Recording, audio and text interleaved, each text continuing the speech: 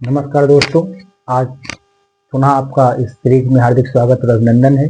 आज जो चैप्टर है वो है मानव नेत्र और वर्ण विक्षेपण। यहाँ से जो मुख्य महत्वपूर्ण प्रश्न बनने वाले हैं वो कौन कौन से हैं उनको हम आपके सामने रख रहे हैं। देखिए, ये चैप्टर है मानव नेत्र। इसके जो इम्पोर्टेंट क्वेश्चन है, इस समय जो फिजिक्स का ट्रेंड है पूछने का आपने, वो कैसा है, ज़्यादातर जो क्वेश्चन होते हैं वो सब कितने कितने नंबर के होते हैं, 2-2 नंबर के आते हैं।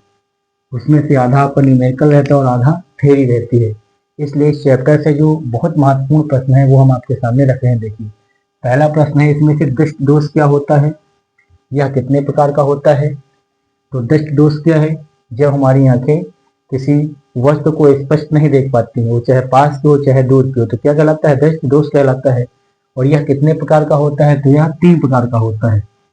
एक होता है निकट दृष्टि दोष, और दूसरा होता है दूरदर्शी दोष, और एक होता है जरा दूरदर्शिता। तो ये जो हमारे होते कितने होते हैं? 3 तरह के होते हैं। तो ये इंपॉर्टेंट क्वेश्चन है। लिखेंगे कैसे इस प्रश्न को? तो यहाँ पे जो लिखने का ट्रेंड है वो कुछ इस प्रकार से पूछा जाता है। यहाँ पे आप हेडिंग डालेंगे, यहाँ से लिखना चालू करेंगे, यहाँ तक लिख देंगे, ये लाइन छूटने ना पाए यहाँ तक। और फिर यहाँ पे क्या बनाएंगे? आप एक फिगर बना देंगे। अब देखिए, जो दूसरा प्रश्न है वो क्या है? नेत्र की समंजन क्षमता से आप क्या समझते हैं? ये बहुत ही इंपॉर्टेंट प्रश्न है। ये परीक्षा की दृष्टि से बहुत इंपॉर्टेंट, इसको ध्यान से पढ़िएगा। 1-2 बार आप और घर पे प्रैक्टिस कर लीजिएगा कि नेत्र की समंजन क्षमता से आप क्या समझते हैं।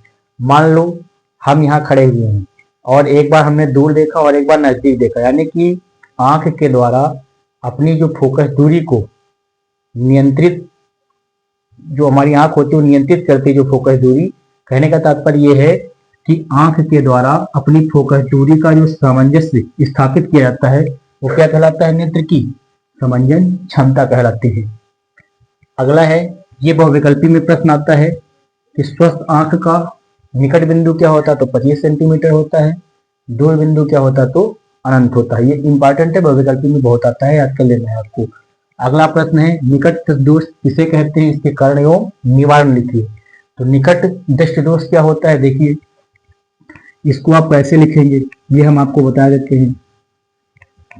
ये मान लो आपका पेज है, इस पेज पे लिखेंगे निकट दृष्टि दोष, हेडिंग डालेंगे यहाँ पे निकट दृष्टि दोष, निकट दृष्टि दोष।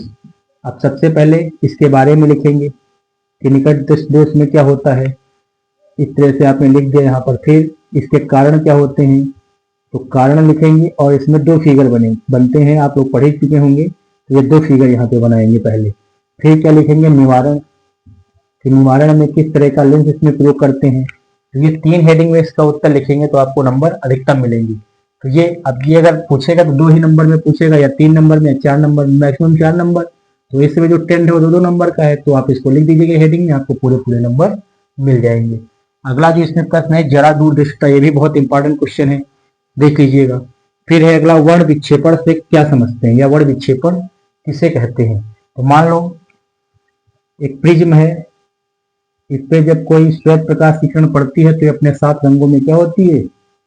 जाकर विभक्त हो जाती है। इस प्रक्रिया को क्या कहते हैं? वर्ण विक्षेपण, यानी कि रंगों का अलग होना। अब इसको जब पूछेगा तो इसमें आपको फिगर भी बनाना होगा, उसी तरह से लिखना भी होगा। अब इसमें जो बहुविकल्पी प्रश्न बनते हैं ये कभी 2-2 नंबर में पूछ लेते हैं। ये बहुत इंपॉर्टेंट प्रश्न है। क्या है? किस रंग का विचलन सबसे अधिक होता है और किस रंग का कम होता है। तो मैंने इसलिए लिख दिया बैंगनी का जो विचलन होता है सबसे अधिक होता है, और सबसे कम किसका होता है? तो लाल रंग का होता है। किस रंग का अपवर्तनांक सबसे अधिक व कम होता है। तो यहाँ पे अगर आप जाएंगे तो अपवर्तनांक किसका, इसी तरह से जो प्रश्न है तो इसमें भी हो जाएगा यही, अपवर्तनांक किसका कम और किसका ज्यादा होता है। एक ये प्रश्न बहुत ज्यादा पूछता है, किस रंग की तरंगदैर्घ्य सबसे अधिक और कम होती है। तो इसमें जो ये प्रश्न है तो यहाँ पे क्या हो जाएगा? रेड, और यहाँ पे क्या हो जाएगा? वायलेट। अब रेड की जब तरंगदैर्घ्य अधिक होती है इसलिए इसका किस में प्रयोग करते हैं? सिग्नल के रूप में प्रयोग किया जाता है। तो ये भी प्रश्न पूछ सकता है कि जो खतरे के निशान है वो लाल रंग के क्यों बनते हैं, तो इसी के कारण बनाए जाते हैं। अगला जो यहाँ पे प्रश्न है कि प्रकीर्णन पर आधारित घटनाएं, ये भी इंपॉर्टेंट क्वेश्चन है। ये पूछा जाता है कि आप कोई प्रकीर्णन पर आधारित 2 घटनाएं लिखिए। जो इस समय परीक्षा का ट्रेंड है यही है, केवल आपको वहां पे घटनाएं लिखना होता है। पहले जो होता था 4 नंबर में आता था, उसको वर्णन करना होता था। तो अब प्रकीर्णन पर आधारित 2 घटनाएं, आकाश का रंग कैसा दिखता है? नीला दिखाई देता है। इसी में एक और इंटू किया तो टिंडल लिख सकते हैं, टिंडल प्रभाव लिख सकते हैं। इसी तरह से देखिए, अब जो ये इंपॉर्टेंट क्वेश्चन है कि अपवर्तन पर आधारित 2 घटनाएं लिखी। तो तारों का टिमटिमाना, मरीचिका ठंडे प्रदेशों की भी और रेगिस्तान की, ये इंपॉर्टेंट हो जाएगा।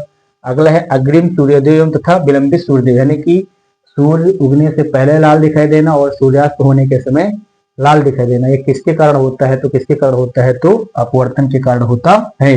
यह एक प्रश्न बन जाता है कि कोई बाल्टी है, उस बाल्टी में कोई सिक्का या कोई छड़ पड़ी हुई है, जब आप उसमें देखेंगे तो कुछ उभरी हुई दिखाई देती है आपको, तो ऐसा क्यों होता है? तो यह भी क्रिया किसके द्वारा है? अपवर्तन के कारण ही है।